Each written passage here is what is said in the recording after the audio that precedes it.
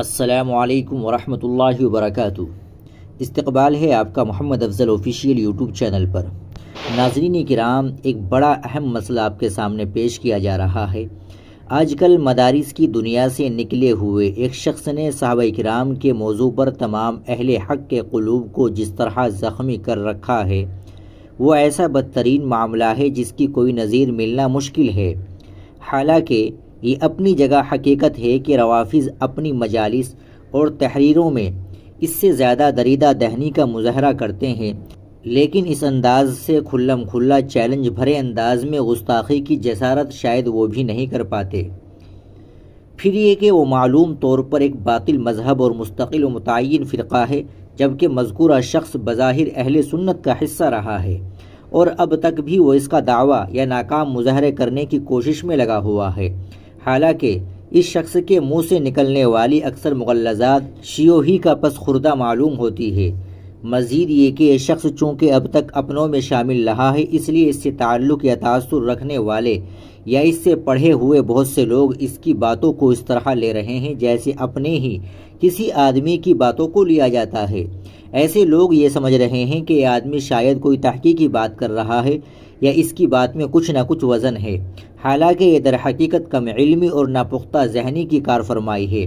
بہرحال کچھ بھی ہو، یہ حقیقت ہے کہ اس شخص کے ذریعے گمراہی پھیلنے کا سلسلہ شروع ہو چکا ہے۔ ایسی صورتحال میں تمام اہل حق کی ذمہ داری ہے کہ وہ اس فتنے کی روک تھام کے لیے اپنا کردار ادا کرے۔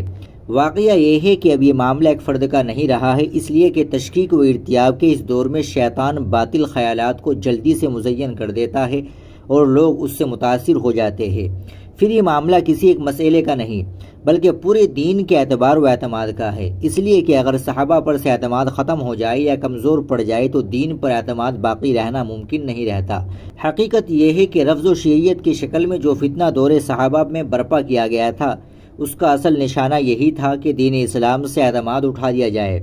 پھر دور تابعین ہی سے تمام اکابر امت، ائمہ مجتہدین، فقہا و محدثین نے اپنے طرز عمل سے واضح طور پر یہ پیغام دے دیا کہ وہ یہودیت کی اس سازش کو سمجھتے ہیں۔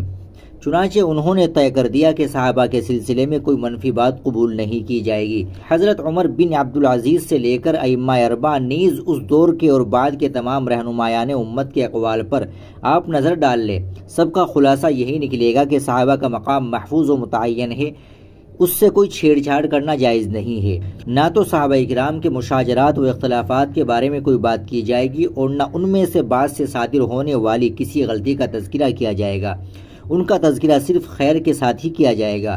لہٰذا جو لوگ صحابہ کی غلطیاں یہ کہہ کر بیان کرتے ہیں کہ یہ صحیح روایات سے ثابت ہے، وہ اچھی طرح سے سمجھ لے کہ بالفرض اگر کوئی بات صحیح روایت سے ثابت بھی ہو تو اس کا بیان کرنا جائز نہیں ہے، اور اگر غیر معتبر اور باطل چیزیں بیان کی جا رہی ہے تو بلا شبہ اپنا انجام خراب کرنے کا راستہ ہے۔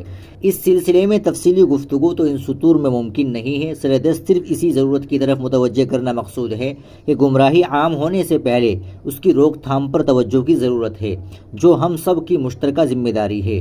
ماخوذ از ماہنامہ دارالعلوم صفر المظفر 1447 ہجری مطابق اگست سن 2025۔ ناظرین کرام، اس مضمون کو حضرت مولانا محمد سلمان صاحب بجنوری نقشبندی استاد دارالعلوم دیوبند نے تحریر کیا ہے۔ ملتے ہیں انشاءاللہ اگلی ویڈیو کے ساتھ۔ السلام علیکم ورحمۃ اللہ وبرکاتہ۔